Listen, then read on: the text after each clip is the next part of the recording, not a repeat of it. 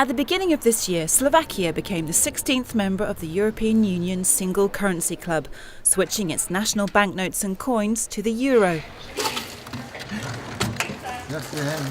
It's been 10 years since the 12 original members froze their exchange rates and adopted the new currency. Predictions that economic and monetary union would never happen or would quickly fail have been proven wrong. The ECB has established its credibility. Inflation has fallen and converged among the member states. The euro could even challenge the dollar as the world's primary reserve currency going forward. So there are plenty of positives.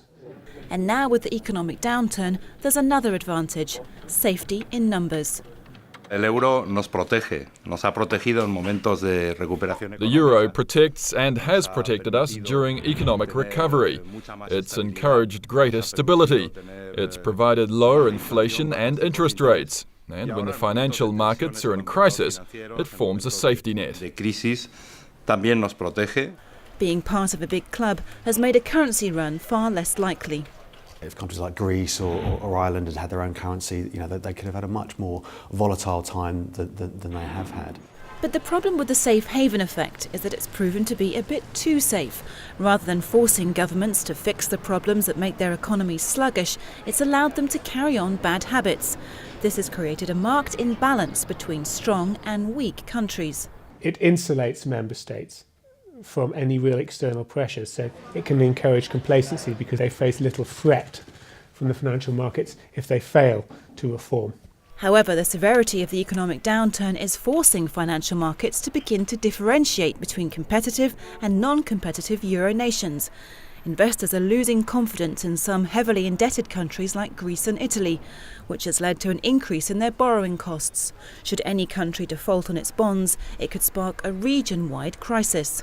There's much more of a sort of potential for a systemic crisis if one country were to get into trouble, affecting others in the Eurozone. And I think that means that the willingness in such an extreme scenario for the stronger countries to help some of the weaker ones is higher as well.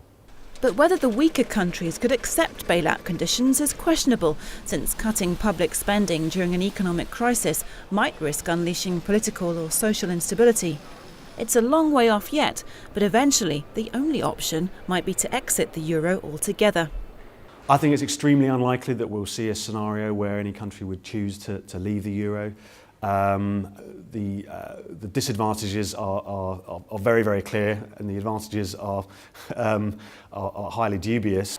If they introduce a new currency, which would depreciate, the value of that debt in the new currency and relative to the economy would rise very sharply. So there would be a big credit deterioration. Just the logistics of introducing a new currency are extremely tough. Whatever they do, they're going to have a torrid time. They stay in, they're going to struggle to regain competitiveness. They leave, they're going to face a whole host of other problems. But a possible silver lining for the rising cost of borrowing is that it could end up being the catalyst for the very reforms needed to increase competitiveness. And just as the euro has proved many of its critics wrong in the past, it may well surprise them this time too.